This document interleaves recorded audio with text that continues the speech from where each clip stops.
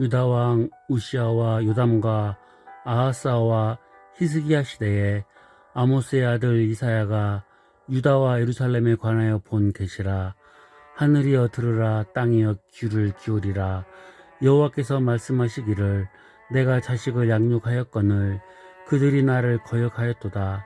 소는 그 임자를 알고 나귀는 그 주인의 구유를 알건만은 이스라엘은 알지 못하고 나의 백성은 깨닫지 못하는도다 하셨도다. 슬프다 범죄한 나라요, 허물진 백성이요, 행악의 종자요, 행위가 부패한 자식이로다. 그들이 여호와를 버리며 이스라엘의 거룩하신 이를 만홀히 여겨 멀리하고 물러갔도다. 너희가 어찌하여 매를 더 맞으려고 폐역을 거듭하느냐.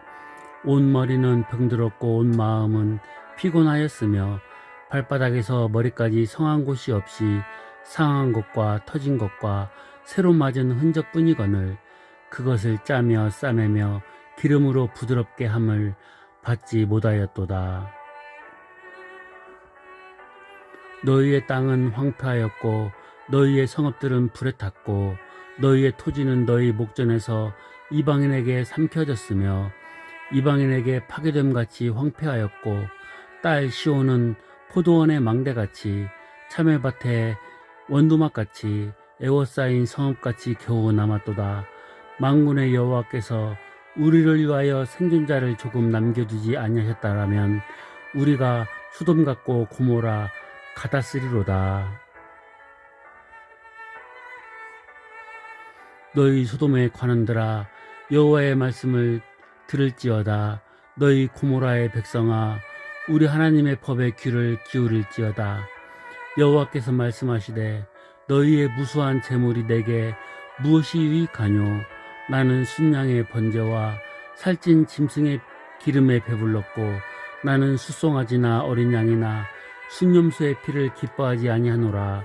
너희가 내 앞에 보이러 오니 이것을 누가 너희에게 요구하였느냐.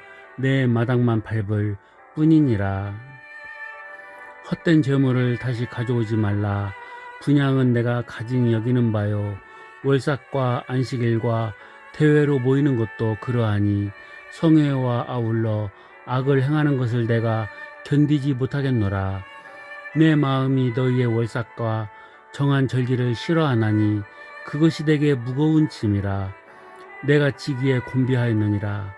너희가 손을 펼 때에 내가 내 눈을 너희에게서 가리고 너희가 많이 기도할지라도 내가 듣지 아니하리니 이는 너희의 손에 피가 가득함이라.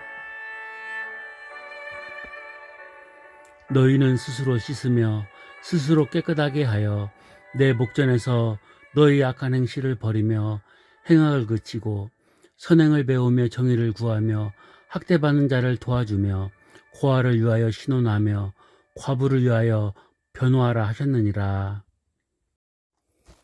이사야 선지자가 활동하던 때, 그러니까 BC 740년에서 680년은 그 북왕국 이스라엘이 아수르의 침공을 받아 멸망하던 상황이었으며 남왕국 유다 역시도 아수르의 영향권 아래에서 심각한 민족적 위기를 맞고 있던 때였습니다.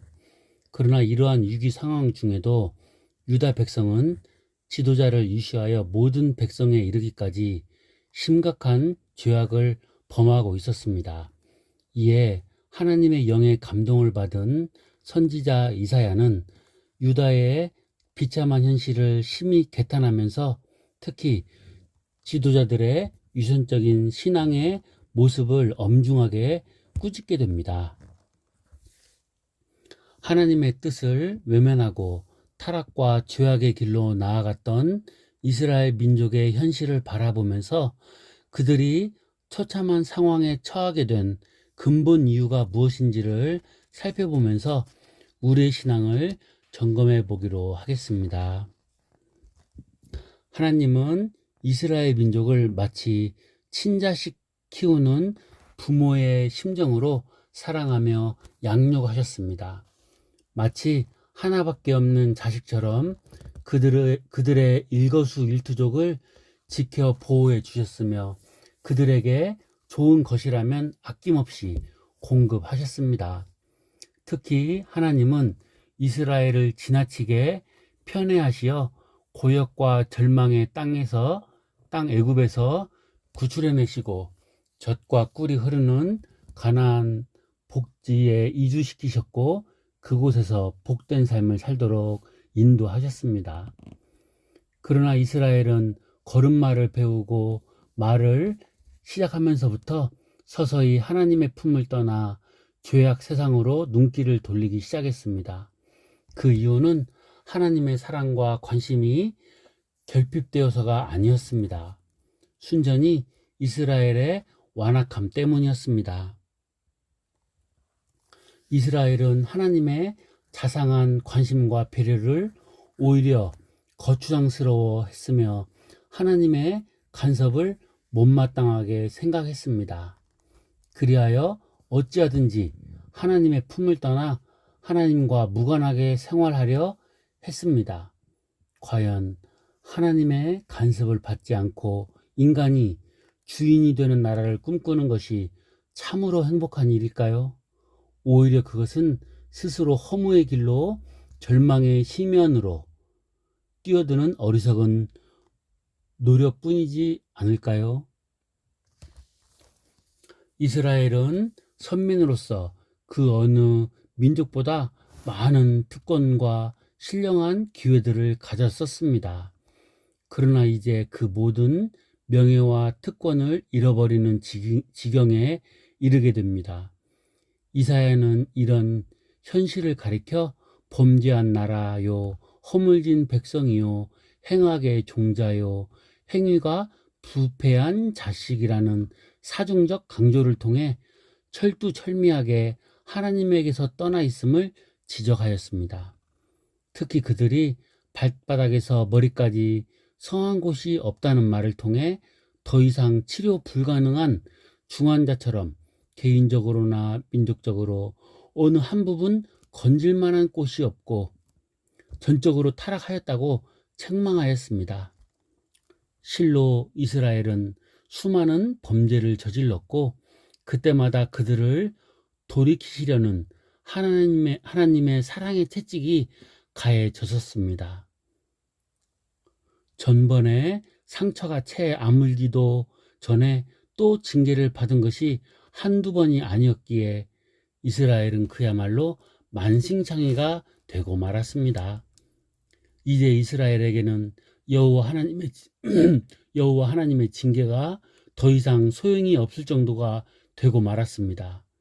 이처럼 징계의 채찍을 받아도 돌이켜 회개하지 않는 자에게 죽음과 절망 이외에 무엇을 더 기대할 수 있겠습니까? 이스라엘 백성들이 심각한 위기 상황에 몰리게 된 가장 큰 이유가 무엇일까요?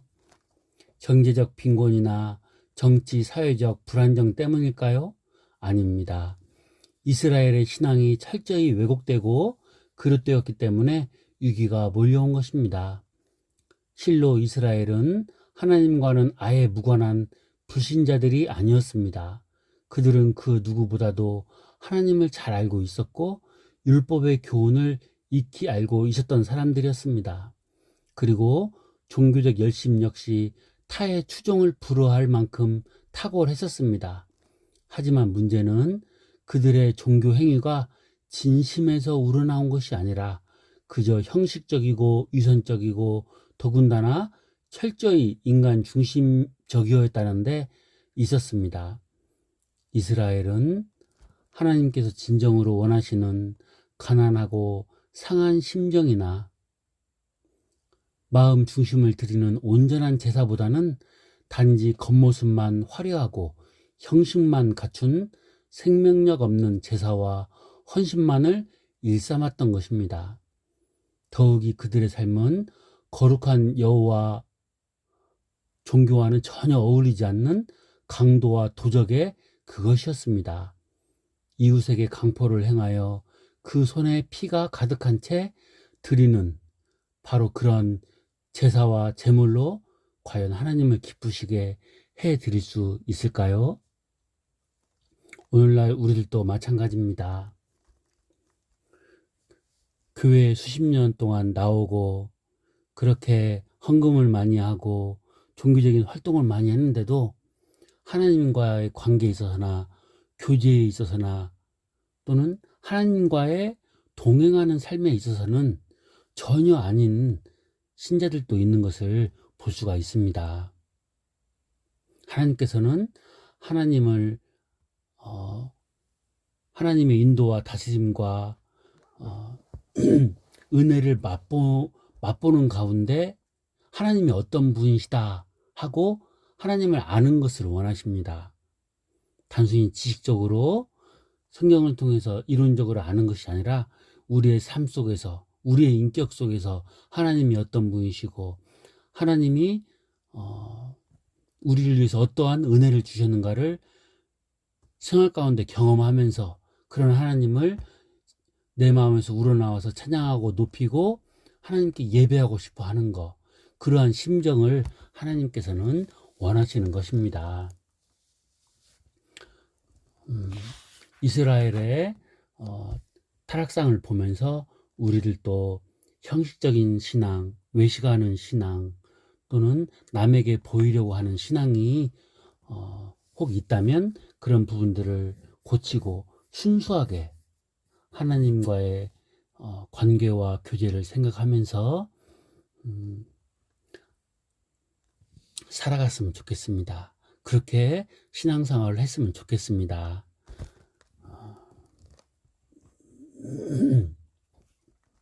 오늘은 여기까지 해서 이사야 1장 1절부터 17절 말씀을 나누었습니다. 감사합니다.